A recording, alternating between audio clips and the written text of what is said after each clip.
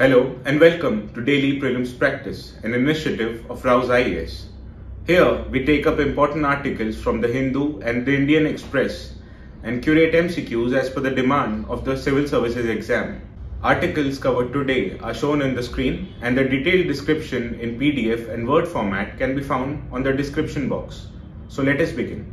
Starting off with the first article of the day, which appears in page 6 of the Hindu newspaper.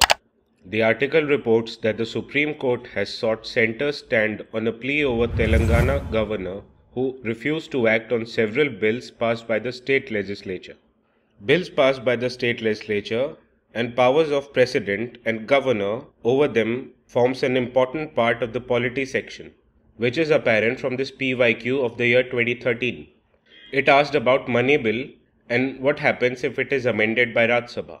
On similar lines, here's the practice question number 1. Consider the following statements. Statement 1. When the governor reserves a bill for the consideration of the president, he will not have any further role in the enactment of the bill. Now this statement is correct because when the governor reserves the bill for the consideration of the president, he will have no further role. If the bill is returned by the president for the reconsideration of the house and is passed again, the bill must be presented again for the presidential assent only. If the president gives his assent to the bill, it becomes an act. This means that the assent of governor is no longer required. Statement 2. Governor cannot return a money bill for the reconsideration of state legislature. Now this statement is also correct because the governor cannot return the bill for the reconsideration of the state legislature as he or she has no absolute veto powers over the money bill.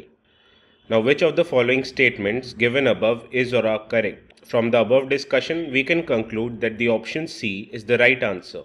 As far as the PYQ is concerned, option A was the right answer. Now moving on to the second article of the day, which appears in page 9 of the Hindu newspaper. The op-ed highlights that despite India being one of the fastest growing economies globally, this economic growth has not resulted into similar increase in its Human Development Index or HDI. Reports, indicators and rankings released by global institutions and NGOs are important from civil services point of view, which is clear from this PYQ of the year 2016 on Global Hunger Index report by IFPRI. On similar lines, let us practice this question number 2. Consider the following statements with reference to Human Development Index or HDI. Statement 1. HDI is created by World Economic Forum to evaluate and compare the levels of human development in different regions of the world. This statement is incorrect because the Human Development Index is a composite statistical measure created by United Nations Development Programme or UNDP. Statement 2. It is calculated by using indicators like life expectancy at birth, mean years of schooling, expected years of schooling, and gross domestic product. Now this statement again is incorrect. The indicators include life expectancy at birth, mean years of schooling, expected years of schooling, and gross national income per capita. Statement 3. As per the latest report, India is placed in the medium human development category. Now this statement is correct as according to Human Development Report of the year 2021-22, India ranks 132 out of 191 countries. India's HDI value is 0.633 and it places the country in medium human development category. Which of the statements given above is or are correct? From the above discussion, we can conclude that the option C is the right answer. As far as PYQ is concerned, option C was also the right answer. Moving on to the third article of the day, which appears in page 11 of the Hindu newspaper. The article reports that the March equinox happened at 2:54 am on 21st of March, thus marking the end of winter in Northern Hemisphere and end of summer in Southern Hemisphere. Earth's revolution around the Sun, with its axis inclined at 66.5 degrees, changes the apparent placement of midday sun. This becomes important from prelims point of view, which is clear from this PYQ of 2019. On similar lines, here's practice question number 3. It asks about placement of the sun on 21st of March. As the sun is vertically overhead on equator 2 days of the year, that is on 21st of March and 21st of September.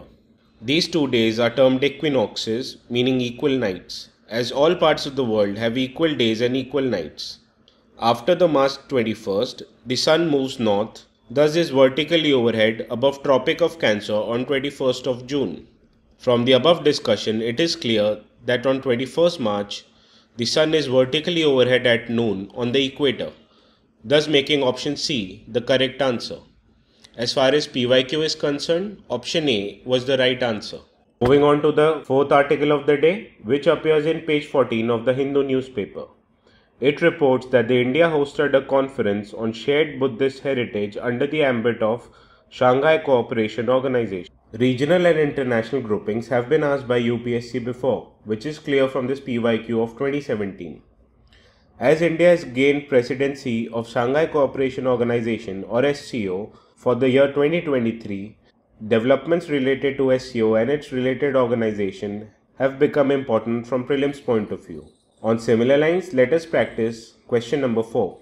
Consider the following statements regarding Shanghai Cooperation Organization Interbank Consortium. Statement 1. It provides funding and bank services for investment projects to the governments of SCO states. Now this statement is correct, as SCO-IBC Interbank Consortium was established by the Council of Head of Governments on 26 October 2005.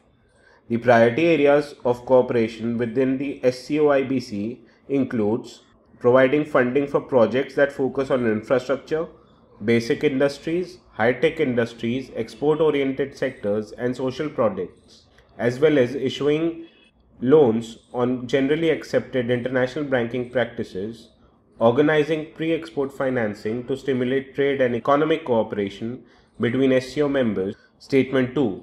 India is not a member of this consortium.